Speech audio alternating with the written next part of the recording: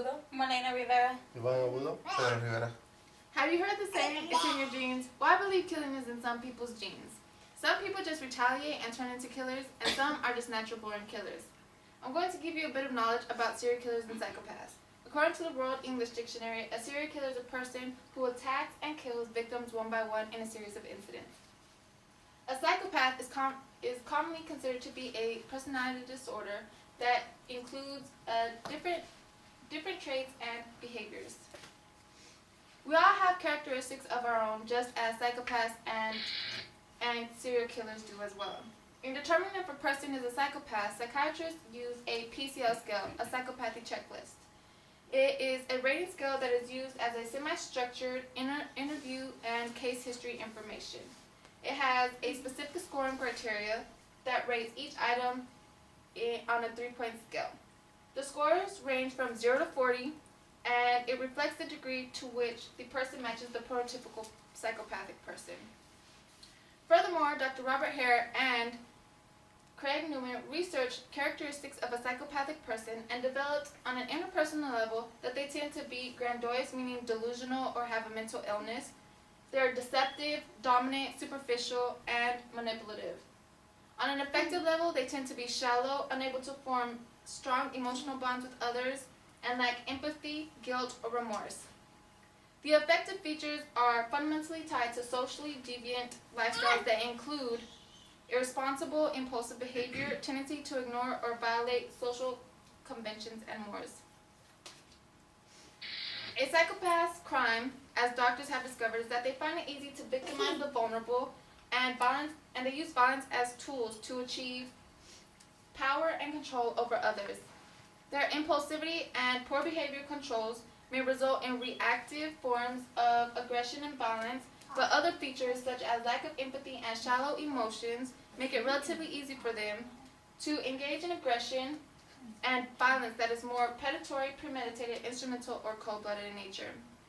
Serial killers are more like predators on the prowl. A VTN, a victim targeting network, is an approach with the assumption that serial killers have a certain kind of place in mind where experience has taught them where to find suitable victims in the area.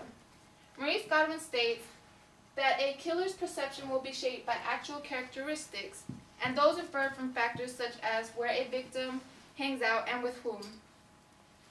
Routine activities enable the killer to make contact with target and shape expectations for interaction. Godwin, after doing his research, found that serial killers observe target areas and victims.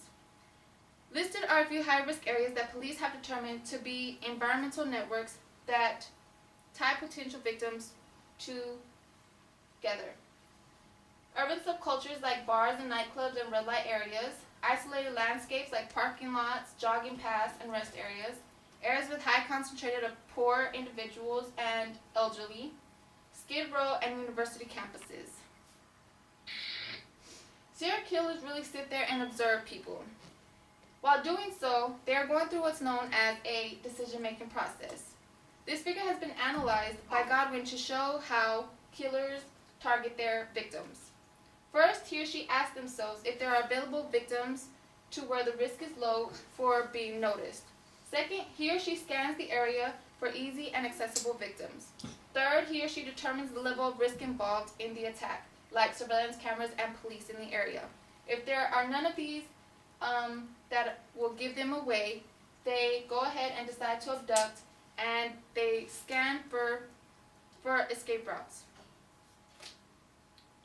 Joel Rifkin is a serial killer who is responsible for killing 17 prostitutes in New York in a time span of 4 years. According to A&E, Joel Rifkin was adopted by Ben and Jean Rifkin on Valentine's Day. As a child, Joel was plagued with severe dyslexia and coordination problems. When he was in high school, he was a target for bullies and was constantly tormented. He isolated himself in his room where he began to have fantasies. After watching Alfred Hitchcock's Frenzy, he developed a sexual obsession with strangling women. As he got older, he turned to prostitutes and began dismembering their bodies and killing them. Then had the problem of how do I get this large item out of the house. Rifkin used an X-Acto knife to cut her body into pieces. And I just decided to make the package smaller. So easier to take it out in little pieces than to take it out in one big piece. So a little hobby knife and a little effort made 6 pieces out of her. Once I had everything carved around, I just popped it with force. The hip socket, arm sockets just popped. Rifkin drove around, throwing her body parts out of his car window along various highways. She has still never been identified.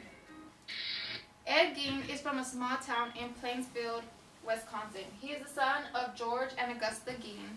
According to Charles Montalado of crime.about.com, George was an alcoholic and his mother was a demanding, overbearing woman who had complete control over her sons. Augusta taught her sons about sin, the evils of sex, and women. In 1940, George passed away of alcoholism. 4 years later, Henry passed, his brother, fighting a fire, and in 1945, his mother passed away as well.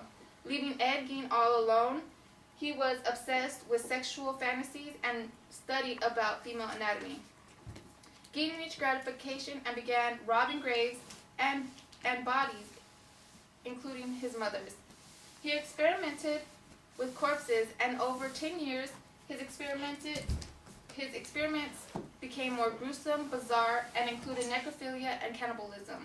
On November 16, 1957, local sheriffs entered his home to find the following.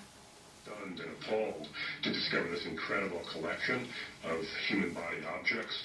And among the things they found were bowls that had been made from the tops of human skulls. And then they found what looked like trinkets, but it was like a string of nipples from breasts, all on a string. They found a shade pole that was made from a set of women's lips. And they found other body parts there. Then you go out into what would be like a living room, and they found furniture, a lampshade that was made out of human skin, chairs that were upholstered in human skin. They found face masks. Gein had apparently flayed the skin from the heads of the victims and preserved them and stuffed them with paper. Okay, we have gone over characteristics of a psychopath, and you've learned basically how psychopaths think, their decision-making process, and I hope you have joined my speech, and thank you very much.